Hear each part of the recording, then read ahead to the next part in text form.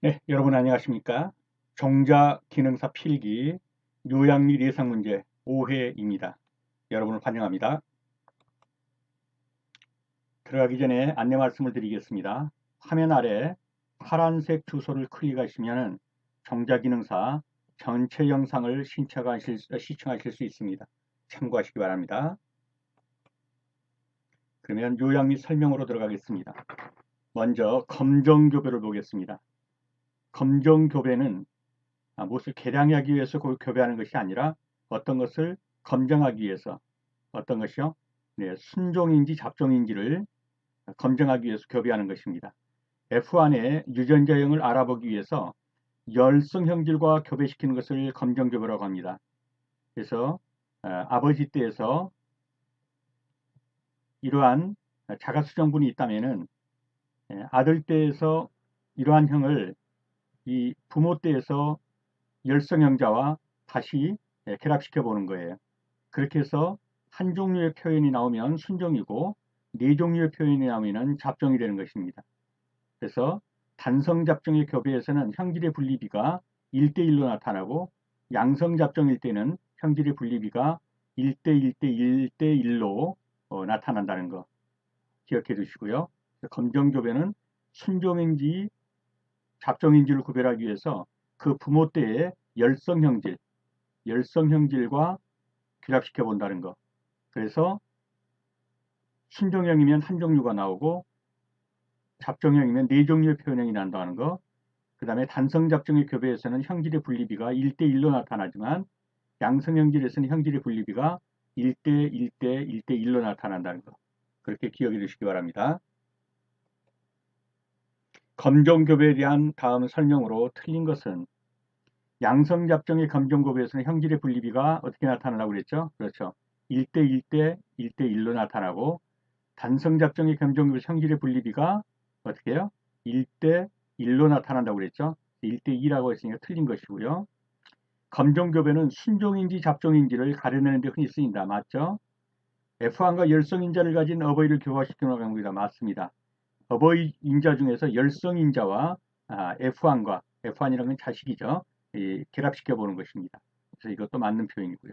틀린 것은 단성잡종의 검정교배에서는 형질의 분리비가 1대1로 나타납니다.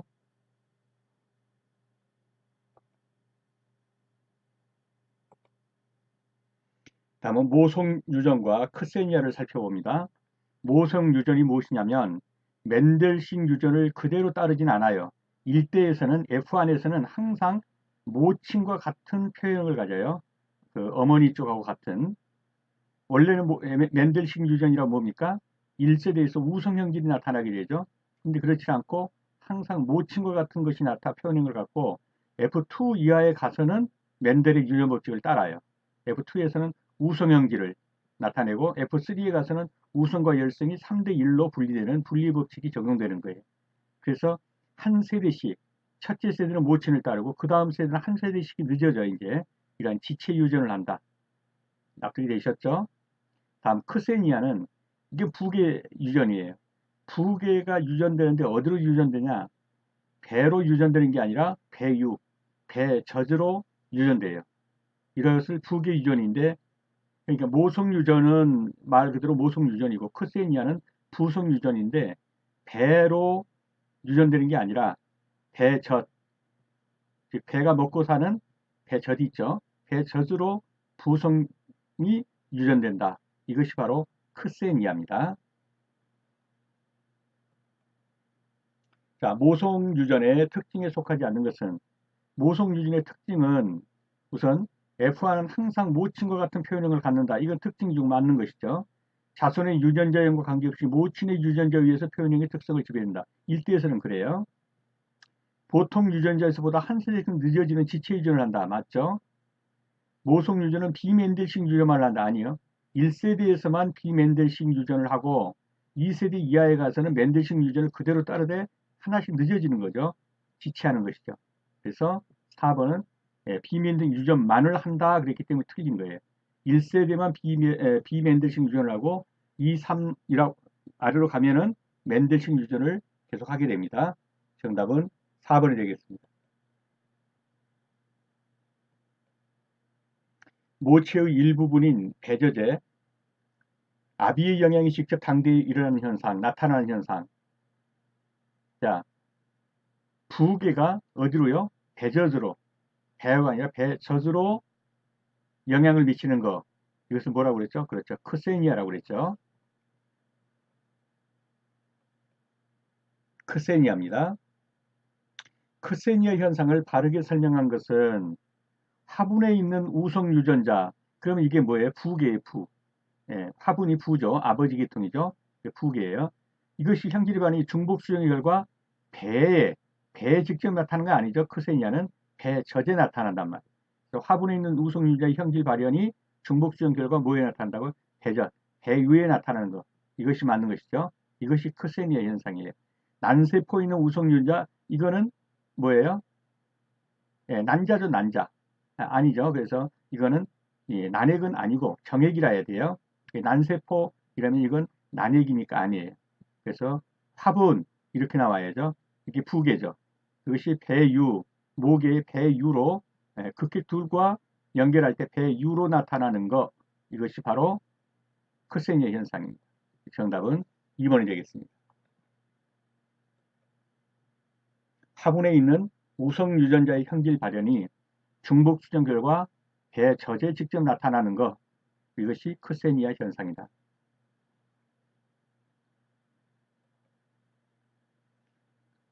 다음은 상동염색체와 불완전 우성을 보겠습니다. 상동염색체는 세포의 행내에 존재하는 모양과 크기가 같은 한 쌍의 염색체, 모양과 크기가 같다. 이게 상동염색체예요.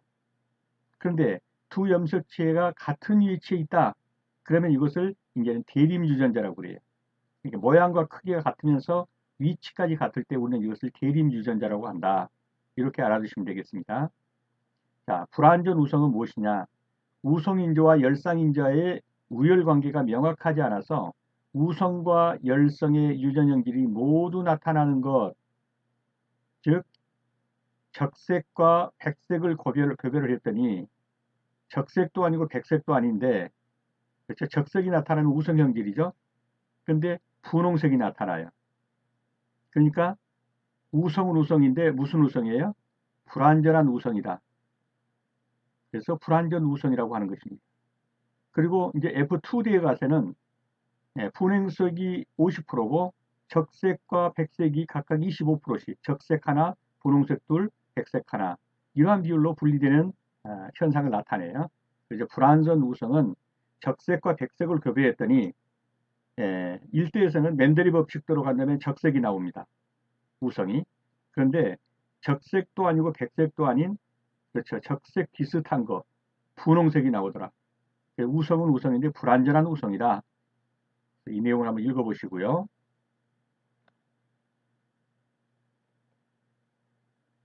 상동 염색체의 상동 부분에 위치적으로 상동 모양과 형태가 같아요. 근데 위치까지 같아요. 그럼 뭐라고 그랬어요? 그렇죠. 대림 유전자라고 그래요. 이거를.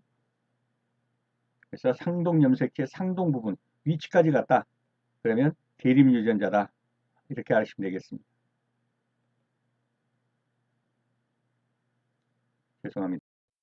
네, 죄송합니다. 다음 적색과 백색을 교배했을 때 F1은 분홍색, F2는 적색 하나, 분홍색 둘, 백색 하나의 비율로 분리될 경우, 좀 전에 봤죠? 이것을 가리켜 뭐라고 그러냐 그랬죠? 적색과 백색을 교배를 했더니 제1세대에서 분홍색이 나왔다. 우성은 우성인데 불완전한 우성이다. 그래서 이걸 가리켜서 불완전 우성이라고 그랬죠. 그리고 2대에 가면 F2에 가면 적색 하나에 분홍색 둘에 백색 하나의 비율로 분리돼서 나타난다. 이것을 불완전 우성이라고 한다.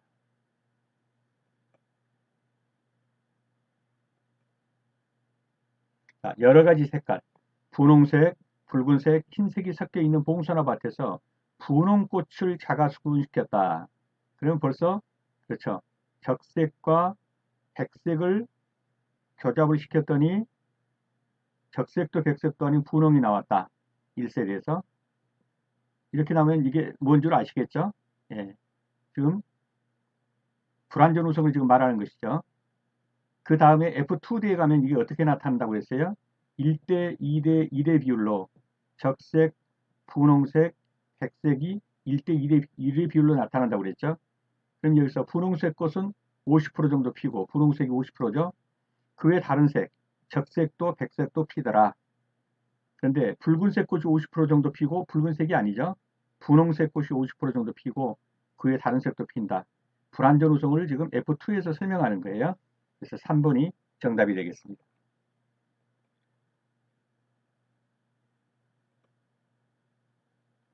다음은 복대림 유전자를 살펴보겠습니다. 대림 유전자라는 것은 동일한 유전자 자리에 있으면서 그렇죠. 모양과 형질이 같은 유전자가 동일한 그 위치에 있게 되면 이것을 가리켜 대림 유전자라고 그래요. 그 형질의 발현에 영향을 주는 유전자를 말하는데 그 복대림 유전자는 뭐냐? 동일한 유전자 자리에 있지만 형질의 발현이 한 가지가 아닌 여러 가지 형질이 발현된다. 어떻게 이게 되겠느냐? 한 개의 유전자 좌위에 3개 이상이 대립 유전자는 2개가 지금 대립하는 거죠. 근데 여기서는 복대림은요. 3개 이상의 유전자가 각기 어떤 기능들을 발휘해 가지고 조금씩 모양을 달리하는 어떤 것을 형질을 변경시키는 거예요. 그래서 이들은 모두 상동염석체의 동일 유전자 자리에 있으면서 이것만 보면 대립이죠. 그런데 이게 3개 이상이 대립한단 말이에요. 그래서 복대립이에요. 이게 복대립이. 그래서 유전자 간의 열성과 우성의 차이로 그 형질 발현에 영향을 주는 것. 이것을 가리켜서 복대림 유전자를 한다. 자, 그러면 비대림 유전자 간의 상호작용이 아닌 것은 그랬어요. 자, 중복 유전자, 보종 유전자, 동일 유전자는 전부 다 뭡니까? 이거는 비대림 유전자예요. 그런데 복대림 유전자는 대림 유전자예요. 대림 유전자 중에서 예, 두 쌍이 대립한 게 아니라 세 쌍 이상이 대립하는 것. 그래서 각기 그 후대에게 형질에 영향을 주는 것. 이것을 가리켜서 복대림 유전자라고 그래요. 그래서 복대림 유전자는 대림 유전자 중에서도 특별한 세 쌍 이상이 대립하는 것. 이걸 복대림 유전자라고 그래요. 그래서 비대림 유전자 간의 상호작용이 아닌 것은 그러면 복대림 유전자는 대림 유전자죠. 정답은 2번이 되겠습니다.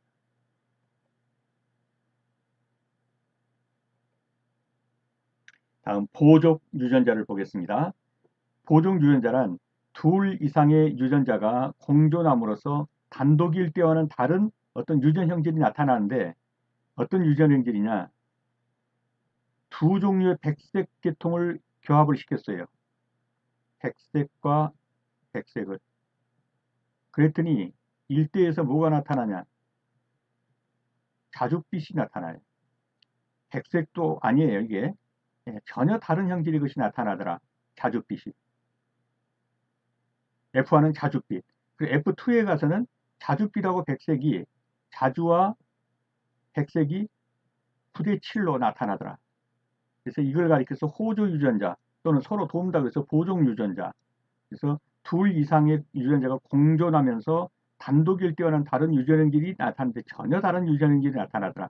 그래서 비대립 관계에 있는 2개 이상의 유전자가 독립적으로 유전하면서 기능상 협동적으로 작용해서 부모에게는 없는 뭐예요? 새로운 형질. 예, 백색만 둘을 결합시켰더니 자줏빛이 나왔다. 이런 새로운 형질이란 말이 나오면 우리는 보종 유전자를 생각해야 합니다. 그래서 두 종의 우성 유전자가 작용해서 비대립 관계죠. 전혀 다른 새로운 형질, 예, 전혀 다른 새로운 형질 그러면 보종 유전자 이렇게 꼽으셔야 돼요. 그래서 두 종의 우성 유전자가 작용해서 전혀 다른 새로운 형질을 발현하게 한 유전자는 보종 유전자다. 보종 유전자를 가지고 있는 스위트빛 꽃이 피는 이 품종을 교배하면 F1은 자색꽃이 되는데 F2에서는 자색꽃과 흰꽃이 이제 분리돼서 나타난다고 그랬죠? 몇 대 몇으로요? 예, 9대 7로.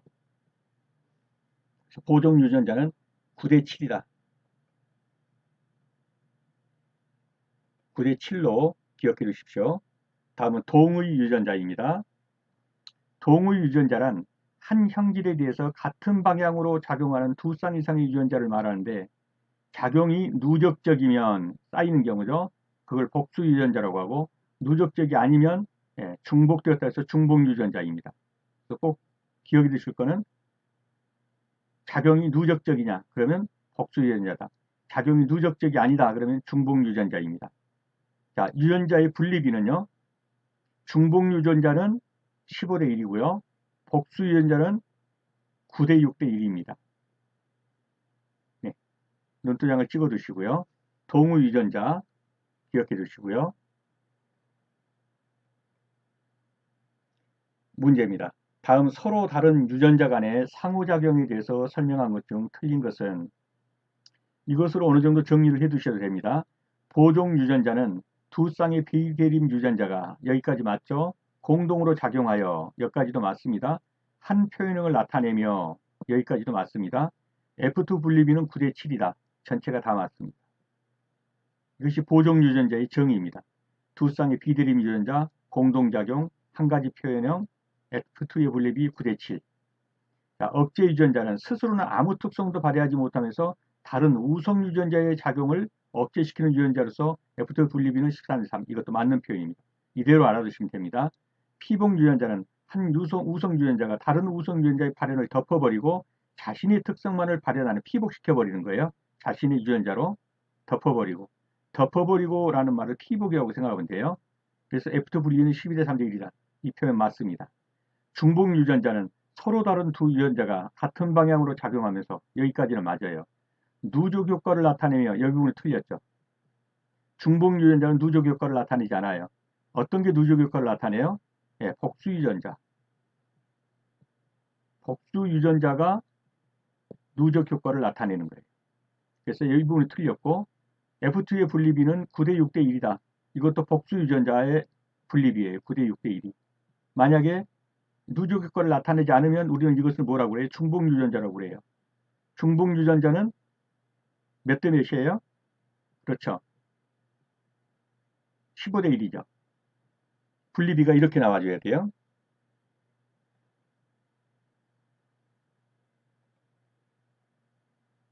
그래서 중복 유전자는 서로 다른 두 유전자 같은 방향으로 작용하면서까지는 맞는데 누적 효과를 누적 효과가 나타나지 않아요. 나타나지 않고 F2 분리비는 15대 1이고 복수 유전자는 지금 이 표현을 복수 유전자로 고치면 서로 다른 두 유전자 같은 방향으로 작용하면서 누적 효과를 나타내며 이건 복수 유전자예요.